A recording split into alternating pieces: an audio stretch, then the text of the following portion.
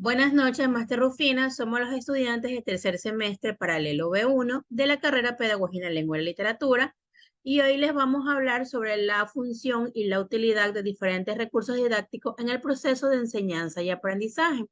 Los integrantes somos Adrián Irrazábal, Elena Mariuxi, Noriega Vera Juan José, Portilla Salcedo, María Mercedes y Viana Yance Catherine Lisset. Yo le voy a hablar sobre los ejercicios de integración de las habilidades lingüísticas. El aprendizaje efectivo de idiomas se mide por el desarrollo de 4 habilidades lingüísticas básicas, como comprensión lectora, comprensión auditiva, expresión escritora, expresión oral, que son la lectura, la escucha, la escrita y el habla.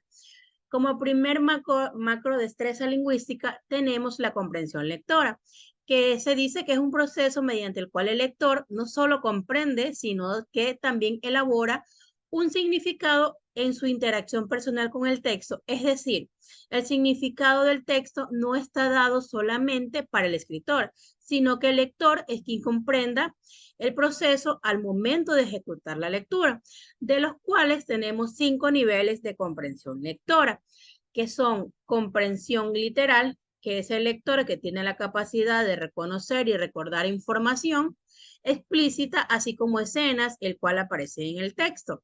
También se derivan las preguntas: ¿cuál es? ¿Cómo es? ¿Dónde es? ¿Quién es? ¿Y cómo se llama? Como segundo nivel tenemos la comprensión inferencial, que es la que el lector reconstruye el significado y a partir de la fórmula, a partir de eso formula conjeturas, hipótesis y hace diferentes análisis. Y de ahí varían las preguntas: ¿por qué? ¿Cómo podrías? ¿Qué otro título le darías? ¿Qué pasaría o qué conclusiones me darías? Como tercer nivel tenemos comprensión crítica.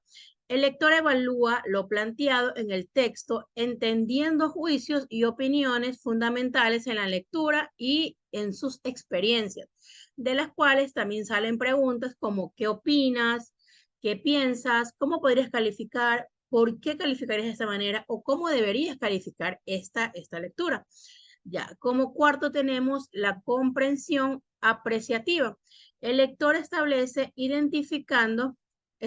una identificación emocional con los personajes o incidentes, así como la estética y el uso del lenguaje del autor. Que de ahí salen las preguntas: ¿qué evoca? ¿Cómo te identificas? ¿Qué sentirías? ¿Y qué personaje harías? También tenemos como quinto punto la comprensión creativa, que se elabora con textos nuevos a partir de la lectura, y los ejemplos vendrían a ser cómo elaborar una biografía de alguno de los personajes, modificar el final, escribir a continuación una historia o cambiar el texto de una historia. Como segunda destreza macrolingüística tenemos comprensión auditiva. No consiste simplemente en identificar o reconocer elementos lingüísticos ya conocidos, sino en desarrollar una actividad de interpretación mediante el uso de técnicas y estrategias propias, de manera general las mismas que son mencionadas como comprendemos, es decir, las fases de descodificación, comprensión, interpretación y valoración. Estas fases del proceso de comprensión se clasifican en 2 tipos de procedimientos de la información: procedimiento sintético y procedimiento analítico, siendo ambos compatibles, complementarios y de realización simultánea. Como tercera destreza tenemos la expresión escrita, que es denominada una destreza lingüística, la que se refiere a la producción del lenguaje escrito. Esto sirve primordialmente al del lenguaje verbal, pero contiene también elementos no verbales, tales como mapas, gráficos, fórmulas matemáticas, etc. Ejemplos: una charla telefónica entre 2 amigos, una teleconferencia entre un jefe y su empleado, una crónica que aparece en el periódico. Como cuarta destreza tenemos la expresión oral. Estas destrezas que se relaciona con la producción del discurso oral es una capacidad comunicativa que abarca no solo un dominio de la pronunciación del léxico y la gramática de la lengua madre, sino también los conocimientos socioculturales y pragmáticos. Los ejemplos que tenemos de esta es el diálogo, que es una conversación informal entre dos o más personas. Los participantes exponen sus ideas, comentarios de manera alternada. También tenemos el discurso, que es la exposición de un tema determinado ante un público específico con el objetivo de convencerlo o conmoverlo. El público se limita a escuchar al emisor. Esta es mi exposición. A continuación, mi compañera.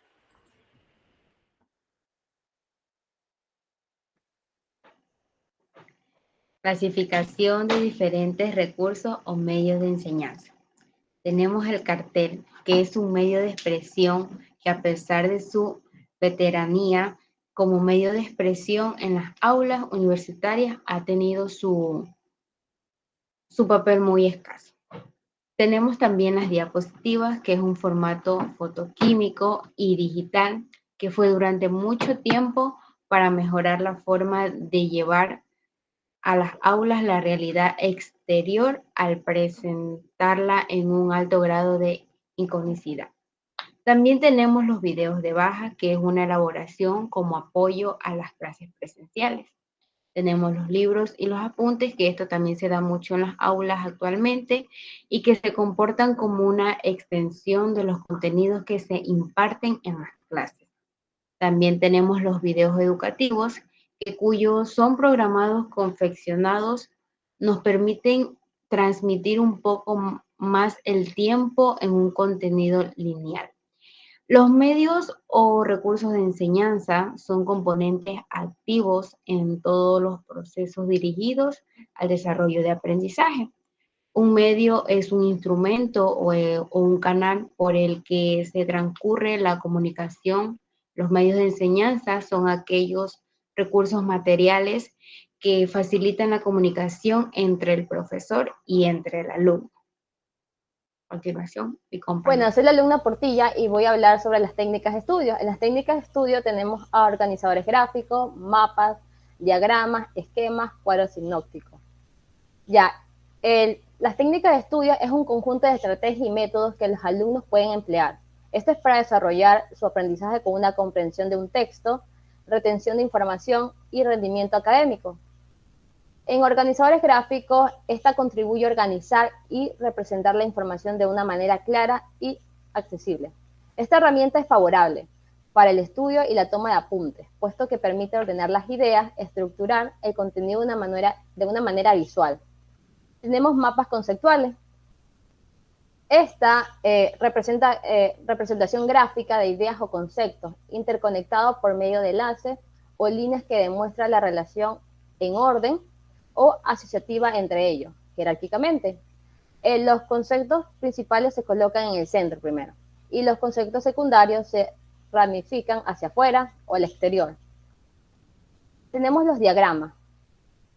Esta representa de una manera gráfica la información o datos que se empleen en símbolos, formas o líneas para demostrar el proceso. Los diagramas logran ser distintos tipos.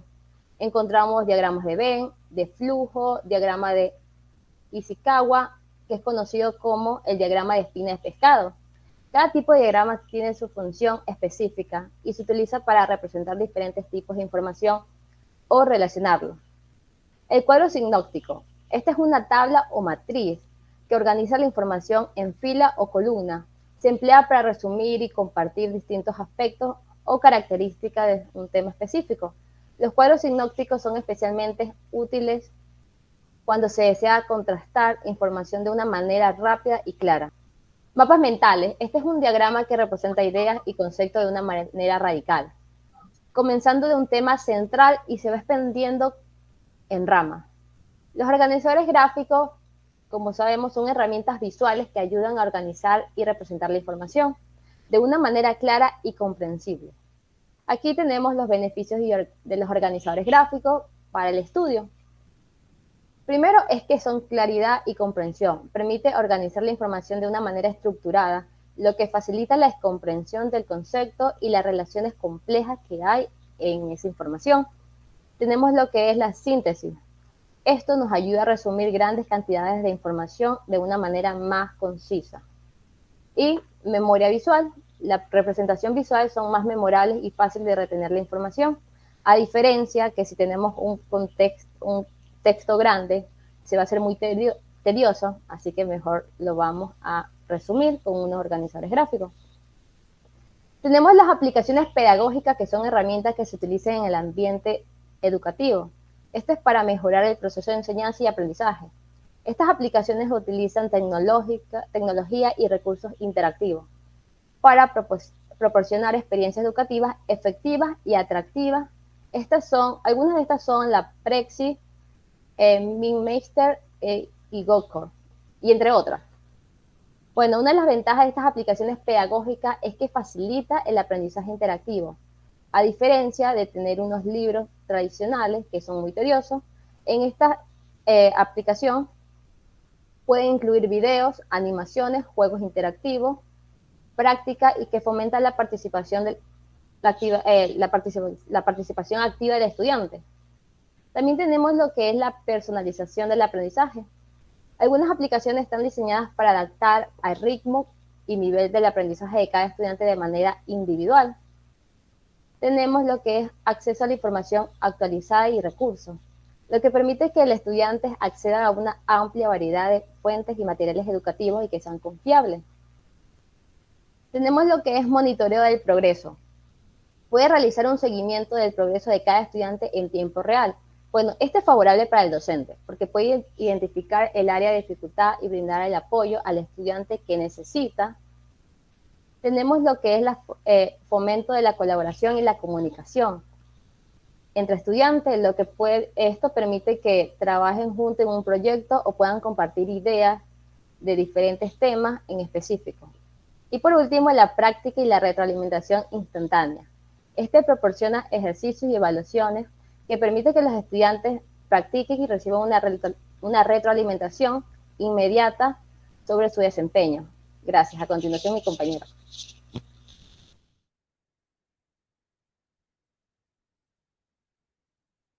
Buenas, a continuación de mi compañero yo te voy a hablar sobre el portafolio, sus componentes básicos, características y aplicación pedagógica.